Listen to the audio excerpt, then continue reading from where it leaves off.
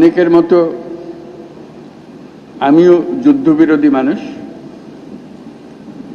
পৃথিবীতে যুদ্ধ হোক এটা আমরা কামনা করি না। যুদ্ধ প্রস্তুতি অনেক সময় যুদ্ধের দিকে নিয়ে যায়। কাজে যুদ্ধ প্রস্তুতি সম্বন্ধেও একটা ঘোরতর আপত্তি। কিন্তু এমন বিশ্বে আমরা বাস করি প্রতিনিয়ত যুদ্ধের হুমকি আমাদের ঘিরে থাকে। তো সেখানে প্রস্তুতি না নিয়ে থাকা এটা অসম্ভব হয়ে পড়ে। এখন আমরা যখন কথা বলছি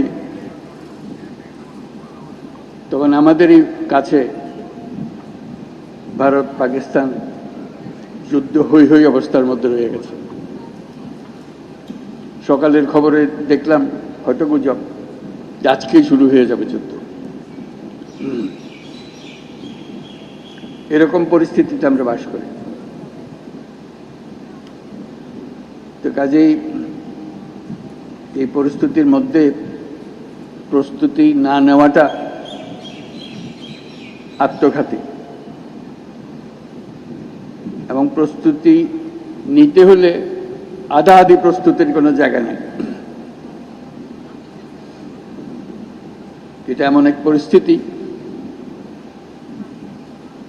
জয়ই তার একমাত্র অপশন। পরাজয় এখানে কোনো অপশন হতে পারে না। কাজে আমাদের যে প্রস্তুতি, সেই প্রস্তুতি কত উচ্চ পর্যায়ে আমরা নিতে পারি সেটার চেষ্টা আমাদের থাকতেই হবে। কিন্তু আজকাল যুদ্ধ এত ব্যয়বহুল একটা ব্যাপার,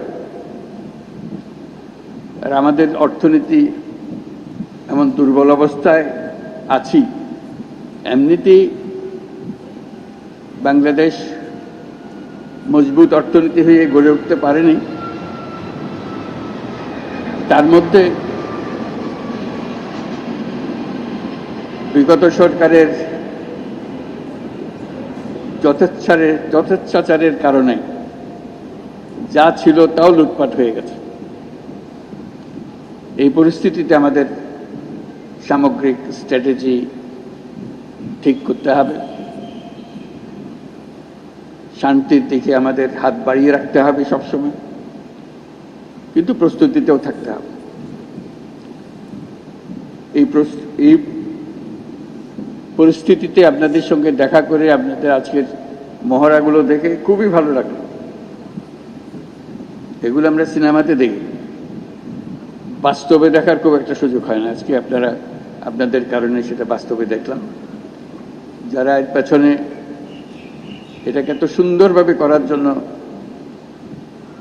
নিখুঁতভাবে করার জন্য চেষ্টা করেছেন, তাদের সবার জন্য আমরা ধন্যবাদ জানাচ্ছি। জোরে হাত তালিয়ে দিয়ে আমরা একটা ধন্যবাদ জানাচ্ছি। এতে আমাদের সাহস বাড়ে, শুধু যুদ্ধের সাহস না, এটা তো সাহস বটেই যে আমাদেরই ছেলে মেয়েরা এরকম দুর্দান্তভাবে প্রস্তুতি নিতে পারে, কঠিন সমস্যার মোকাবেলা করতে পারে। এটা দেখে বুক ভরে যায়। আমরা যারা আজকে বাইরের থেকে আসলাম, আমি নিশ্চিতভাবে বলতে পারি তাদের সবার বুক ফুলে গেছে যে আপনাদের কৃতিত্ব দেখে, আপনাদের নিখুঁত ম্যানুভারিং দেখে।